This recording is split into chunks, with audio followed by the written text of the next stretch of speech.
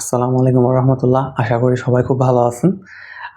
চলে আসলাম নতুন একটা ভিডিওতে। আজকের ভিডিওতে কথা বলবো রাজশাহী এই প্রকৌশল ও প্রযুক্তি বিশ্ববিদ্যালয়, বাংলাদেশের সবচেয়ে সুন্দর শহর এবং শিক্ষা শহর বলা হয় এই রাজশাহীকে।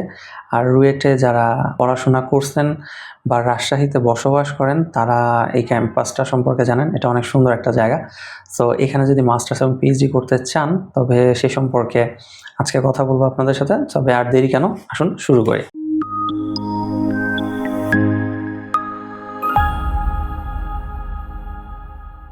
রাজশাহী প্রকৌশল ও প্রযুক্তি বিশ্ববিদ্যালয় রুয়েটের আবেদন করতে হলে আপনাকে প্রথমেই বলে নিই যে সিজিপিএর যে ক্রাইটেরিয়াটা আছে সেটা নিয়ে কথা বলি। এসএসসি এবং এইচএসসি যে লেভেল, এই লেভেলটাতে আপনার জিপিএ 3.5 থাকতে হবে। এটা হচ্ছে প্রথম ক্রাইটেরিয়া।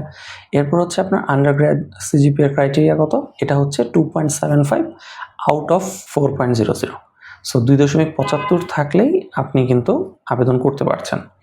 তো যারা পিএইচডি করতে আগ্রহী তাদের জন্য মাস্টার্সের রেজাল্টটাও লাগবে। মাস্টার্সের সিজিপিএটা হতে হবে 3.00 আউট অফ 4। সো আপনি যদি 4 সিজিপিএর মধ্যে 3.00 পান তাহলে আপনি আবেদন করতে পারবেন। এটা হচ্ছে সিজিপিএর ক্রাইটেরিয়াগুলো বললাম। এবার আসেন আবেদনের তারিখটা বলে নিই। আবেদন অলরেডি কিন্তু শুরু হয়ে গেছে। 6 এপ্রিল থেকে আবেদন চলতেছে এবং এটা চলবে কিন্তু 27 এপ্রিল 2026 পর্যন্ত। এবং যোগ্য প্রার্থীর তালিকা কখন দেওয়া হবে? আপনার আবেদন করা শেষ হওয়ার পর 27 তারিখে আবেদন শেষ করবেন। এরপর আপনার কিন্তু মে মাসের 2 তারিখে আপনার যোগ্য প্রার্থীর কারা পরীক্ষা দিতে পারবে তাদের একটা লিস্ট প্রকাশ করা হবে এবং এরপর আপনার পরীক্ষা হবে। সো আপনার পরীক্ষাটা কবে? আপনার ভর্তি পরীক্ষা হচ্ছে 9 মে 2026। সো 2 মে 2026 আপনার হচ্ছে যোগ্য প্রার্থীর তালিকা এবং 9 মে 2026 আপনার হচ্ছে কি ভর্তি পরীক্ষাটা।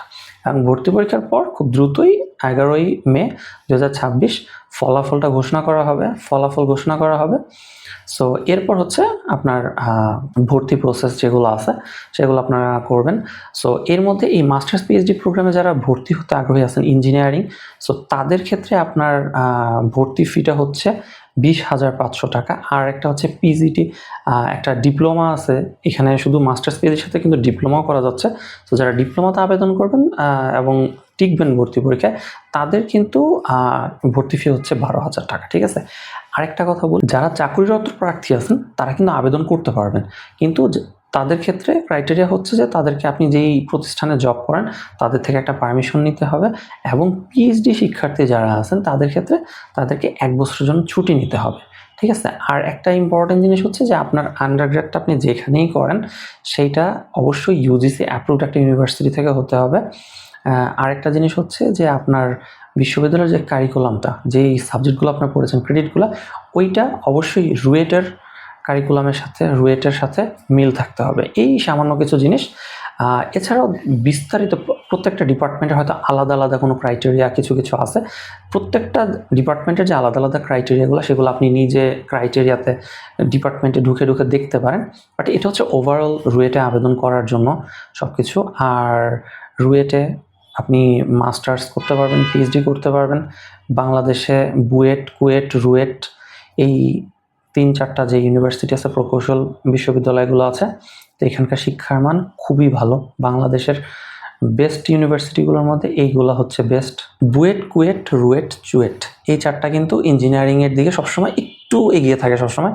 সো এখানে যাদের সম্ভব হবে অ্যাপ্লিকেশন করা সবাই আবেদন করবেন অবশ্যই। এবং সবার জন্য শুভকামনা থাকলো। আবার নতুন কোনো মাস্টার্স পিএইচডির খবর নিয়ে আমি চলে আসবো আপনাদের মাঝে। আমার জন্য দোয়া করবেন। আর যদি কোনো প্রশ্ন থাকে কমেন্ট বক্সে জানাবেন, চেষ্টা করবো দ্রুত আপনাদেরকে উত্তর দেওয়ার। সেই পর্যন্ত সবাই ভালো থাকেন, সুস্থ থাকেন। আল্লাহ হাফেজ।